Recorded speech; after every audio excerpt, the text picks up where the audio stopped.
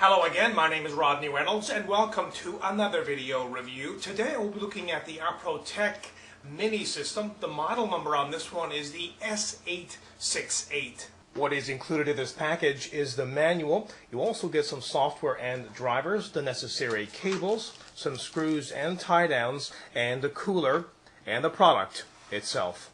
On the front of the unit we have one 5¼ inch, one 3½ inch bay, and we have lights here for your hard drive activity as well as your power on. Right here is the reset button. You have your power button over here. This is your in and out and mic for the audio. This is to plug in your game port. You have a couple of USB ports here in the front as well.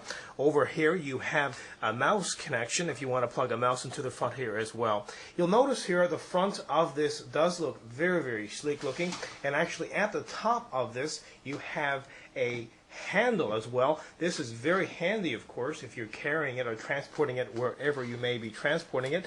This handle actually can be removed. If you have a hex wrench, you can remove the screws on the top. And if maybe you have more than one system, you could possibly stack these. Now on the back of the unit here, you'll notice that this is the on-off switch for the power connection. Of course, the power connection itself is right there.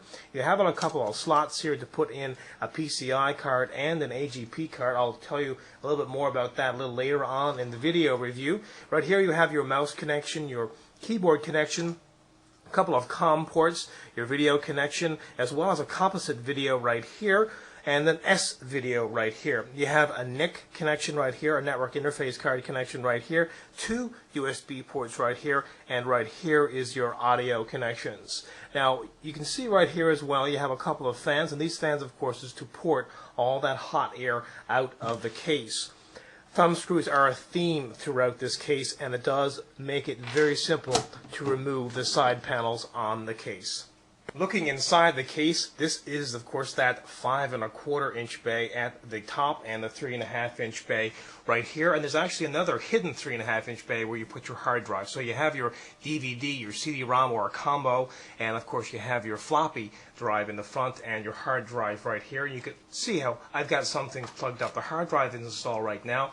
You can install an AGP card right here, a PCI card right here, and by the way, this does fit a full-fledged GeForce 4 Ti 4600 video card. Those video cards are quite large, however it's no problem at all fitting it in here. It's a little tight, but it does fit inside.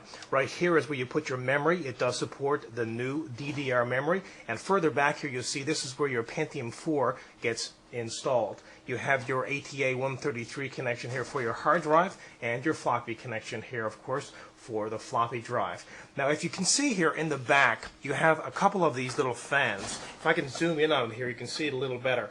Those fans are pretty quiet when you have the system turned on, so that's great because the system is not too loud, and they do port a fair amount of air when the system is closed. The system is now on, so you can get some indication how loud it is. The cooler, of course, on this is not installed. I'll do another test on the loudness of that a little later on, but just to show you how loud those little fans are in the back, actually you're probably not even going to be able to hear them. I will increase the audio here, so it'll give you a better indication of actually how loud they are. And as you can hear, they are very quiet.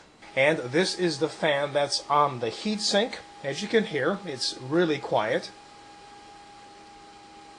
Consider also that this is normally installed inside the system and the case covers are closed, so it's going to be even quieter once it actually is inside the system.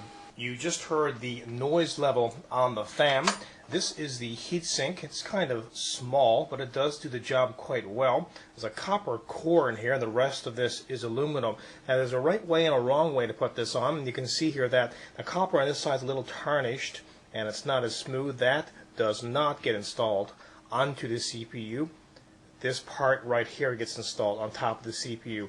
So you would put this down first, then this part goes installed on top of it, and there's a little mechanism here which you can see, which hinges, and this just snaps into that bracket that's attached to the motherboard.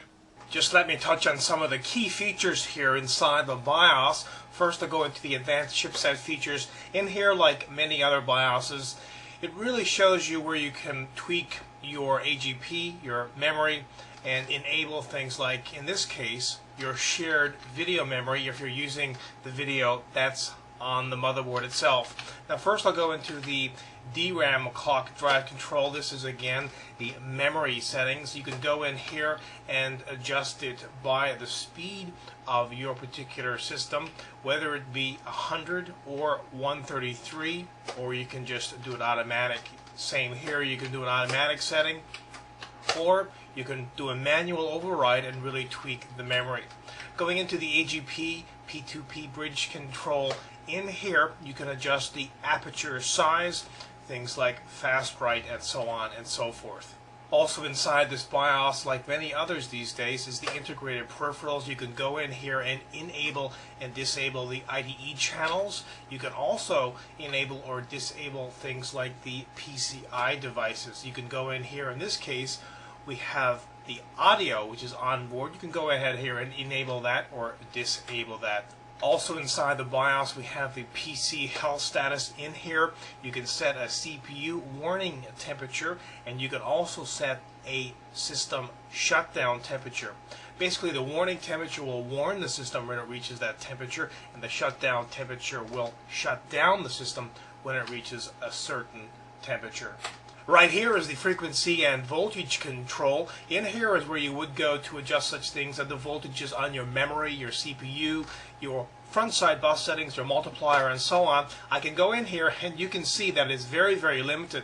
This particular BIOS is very limited when it comes to overclocking. There are no voltage settings that you can change, unfortunately.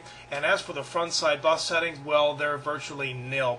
And I did try and overclock the CPU. I'm using a 1.6A Pentium 4 CPU, which I know can go up to 2.4 gigahertz without a problem. That particular CPU using this BIOS is not overclockable at all. Some disappointing results here within the overclocking ability on this particular system. It might be this particular BIOS, and hopefully they will address this issue so you can go in here and really tweak and overclock your CPU.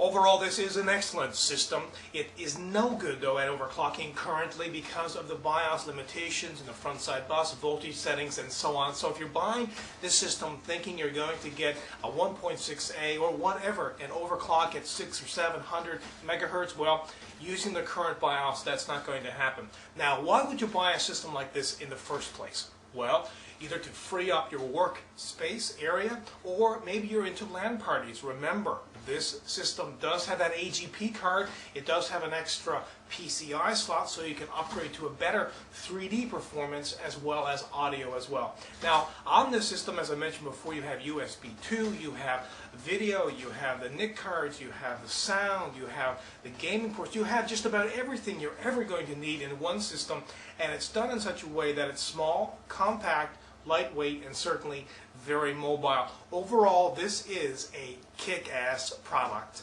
Again, my name is Rodney Reynolds, and this has been another video review. Be sure to check back very soon. I will have a brand new one for you then. Also pop into my website at www.3dgameman.com, and while you're there, go into the forums. If you haven't already registered, please go in there and register. You can find out all kinds of information about this product and about all the products which I video review. Registration as well is free. Until the next time, take care.